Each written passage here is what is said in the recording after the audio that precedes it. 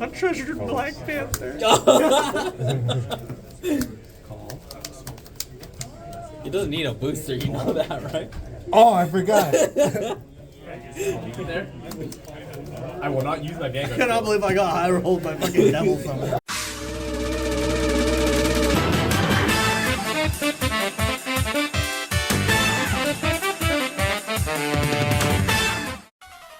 Hey everyone, this is Curb and I bring you another history match. Today we are once again taking a look at OTT, seeing how it goes up against a deck that's probably a little bit closer to its caliber, that of course being Spike Brothers. So we do have Spike Brothers going first, gonna be running that Wonder Boy, definitely I guess your ideal ride target, so it kind of does mean that you can't get rushed as easily, but honestly at this point in time, like, I don't know.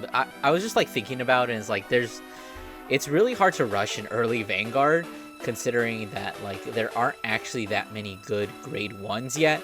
As you see, a lot of them are like 6Ks, and like the 7Ks that are actually there to be run are things like Gojo or Shout, or even things like Oasis Girl that just like CV1 get 1K, which are just like not good. So it feels like a lot of the rushing in this format tends to be at the grade 2 level. And speaking of that grade 2 level, we do have the Devil Summon there, getting a Brocky off of it, calling a Cyclone Blitz or whatever it's called behind the Bracky, making 3 very magic numbers, especially against this little 5K base Luckbird, who is going to be not doing a lot for Tim here in the defense department.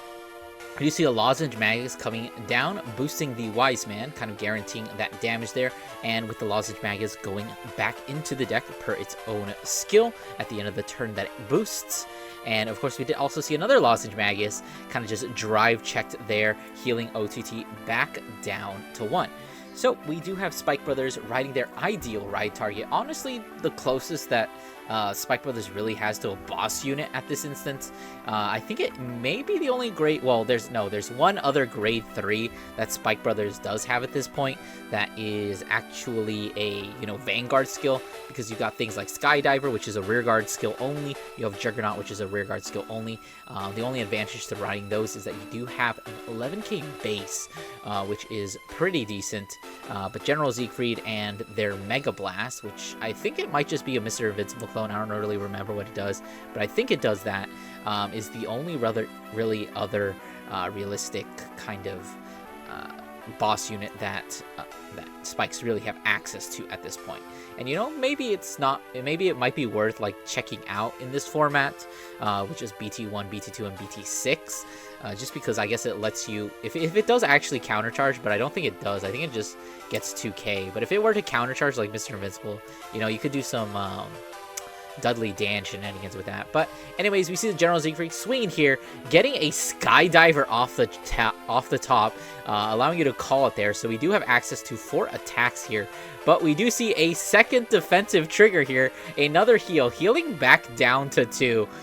So those last 2 attacks are going to be absolutely just shut down due to that. We see the CEO Amaterasu being ridden here, soul charging a Psychic Bird, checking the top card of the deck and deciding to put it back on the bottom, calling out a Silent Tom. Unfortunately, it looks like we're not going to be calling anything else, just to conserve the number of cards in hand, because you do technically want to be having like 4 cards in hand with OTT just to get that extra 4k from Amaterasu. It's not really going to be that impactful in this instance, and of course you could technically commit 2 cards and then just wait for your drive check to give you more power, as we see another Lozenge Magus being drive checked here. So that's the 3rd heal I think already at this point from OTT, and Silent Tom is going to be swinging in, of course, the main offensive power of OTT at this moment. Being an 8k base is just not really that great.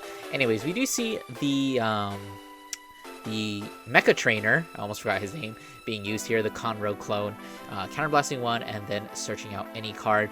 A lot of the times you might end up searching out a PG, but honestly in this format, PGs, I think I've said this a few times before, are not really as great. I mean, like, most of the time, like, because attack power in this format is just so low that honestly, like, most attacks are guarded by a 10k shield. So a PG represents a 2-card guard, whereas, you know, a 10k shield is a 1-card guard. So 9 times out of 10, like, it's better to just 10k guard rather than actually PG. And definitely there are some other good options to search out in the grade 1 department. Of course, one being this Dudley Dan, kind of just like the flagship of Spike Brothers at this point.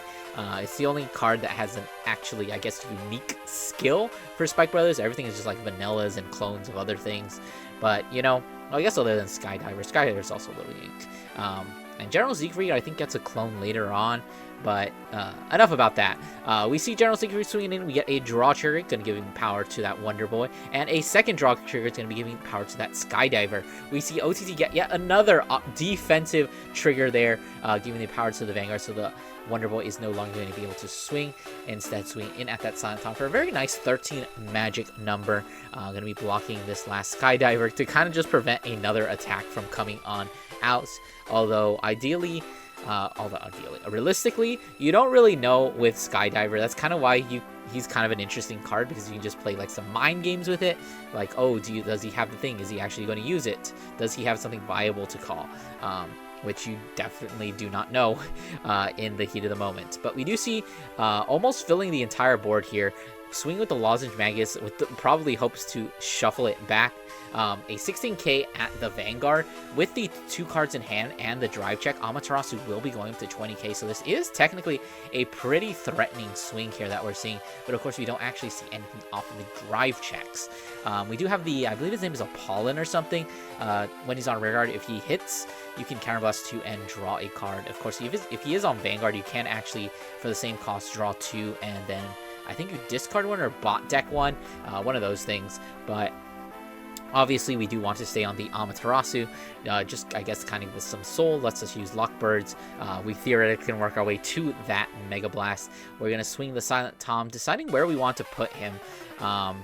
And looks like that attack is going to be going straight for that Skydiver, which is definitely fine because, like, that 16k number is, like I said, like, a lot of attacks are just a 10k guard, but the one good thing about Tom is that when you get a 7k or an 8k behind him, he becomes that magic 15 or 16, which basically forces a 2-card guard for every single one of his attacks.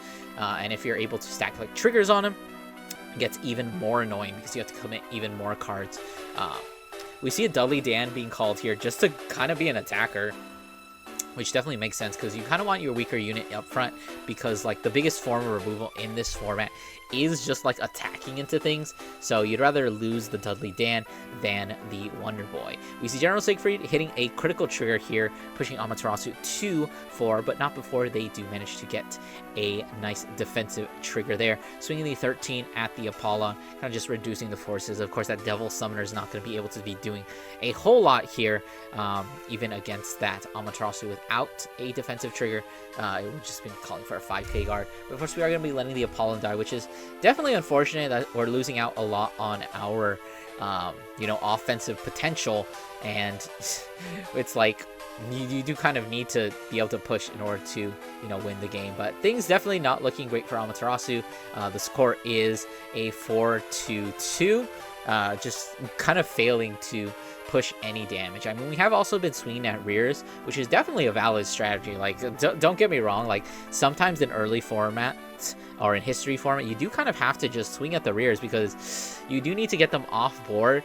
And, like, ideally, you just want to get them to be calling worse and worse rear guards so that, you know, you have more offensive pressure than they do, because a lot of the time skills in this format are not very impactful. As we see the Amaterasu just swinging in for that 10k.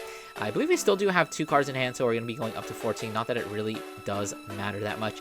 Another pretty dry drive check there. You get an Amaterasu and another Luckbird. We see a defensive trigger there. Going to be swinging with the Tom at the Vanguard, but of course with that defensive it is just going to be a 5k guard. Normally Tom would have been able to call for at least 2 cards, but that defensive is just going to shut it down. Now, another unfortunate thing about, taking that damage, or dealing that damage, I suppose, is that now, technically, Seifried does have access to, or I should say, Dudley Dan has the 2 counterplasts needed in order to actually use the skill. But we are lacking the one other important aspect of Dudley Dan, which is an empty rearguard circle. But it looks like with this crit flipped over here, it's not really going to matter, and that is going to be the end of the match. So, I hope you guys enjoy. Don't forget to do those YouTube things, like, comment, subscribe, and I'll see you guys in the next one.